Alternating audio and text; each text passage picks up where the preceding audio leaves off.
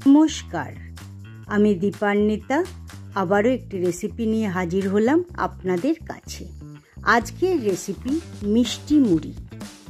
এটি বানানোর জন্য কড়াতে আমি 150 গ্রাম আখের গুড় নিয়ে নিয়েছিলাম।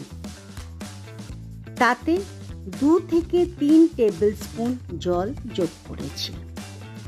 গ্যাসের আগুনটিকে জ্বালিয়ে দিয়ে গুড়টিকে আমি 5 থেকে 8 মিনিটের জন্য লো টু মিডিয়াম ফ্লেমে রেখে ক্রমাগত নাড়তে থেকে গেছি।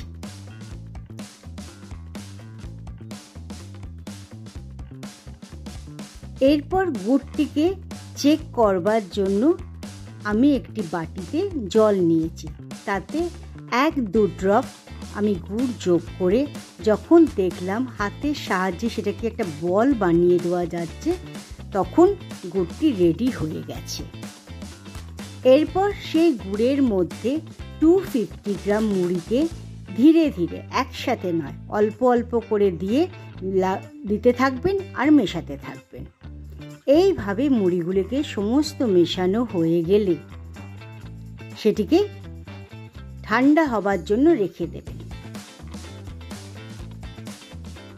এরপর এয়ার টাইট কন্টেনার নিয়ে মুড়িগুলিকে তার মধ্যে রেখে দিয়ে 2-3 উইক ধরে খেতে পারেন। আপনার মিষ্টি মুড়িটি তৈরি হয়ে গেল। সকলে মিলে খান আর এনজয় করুন। ধন্যবাদ।